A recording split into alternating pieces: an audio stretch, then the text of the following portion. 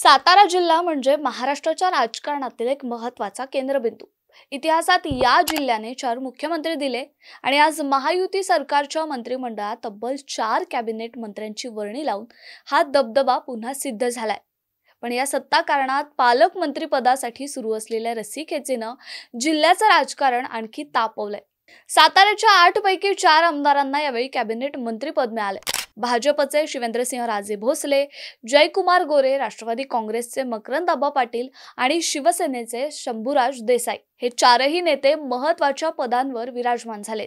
या नेत्यांचा एकत्रित दबदबा साताऱ्याच्या राजकारणात महत्त्वाचा वाटा उचलतोय।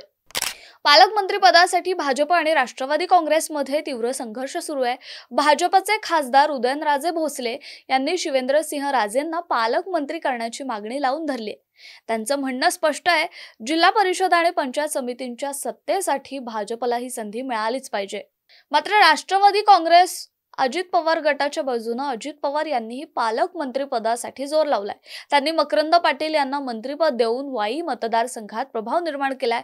मकरंद पाटील यांचे बंधू नितीन पाटील यांना थेट राज्यसभेत पाठवून अजित पवारांनी डबल धोरण राबवलंय। या मार्गाने राष्ट्रवादीने साताऱ्यात पुन्हा पकड मजबूत करण्याचा प्रयत्न सुरू केलाय। तर तिसरीकडे शिवसेनेचे शंभूराज देसाई हे देखील सध्या पर्यावरण मंत्री असून पालकमंत्री पदासाठी ते स्वतःच कामाला लागलेत।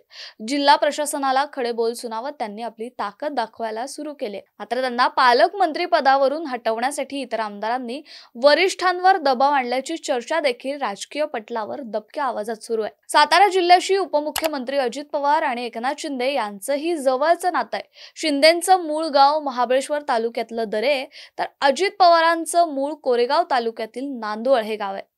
त्यामुळे या दोघांचं साताऱ्यात असलेलं लक्ष राजकीय खेळ अधिक गुंतागुंतीचं करतंय। महायुती सरकारच्या मंत्रिमंडळात साताऱ्याचा दबदबा पुन्हा दिसतोय, पण पालकमंत्री पदाचा अंतिम निर्णय अजूनही अनिश्चित आहे। भाजप, राष्ट्रवादी काँग्रेस आणि शिवसेना यांच्यातली ही रस्सीखेच जिल्ह्याच्या राजकारणाला कोणत्या वळणावर नेईल याची देखील उत्सुकता सगळ्यांनाच आहे।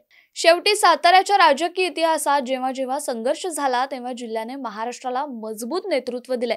यावेळीही हा संघर्ष जिल्ह्याच्या राजकीय स्थैर्यासाठी निर्णायक ठरेल यात काही शंका नाही। दिलेली माहिती कशी वाटली हे आम्हाला कमेंट बॉक्समध्ये नक्की कळवा आणि पाहत राहा सिविक मिरर।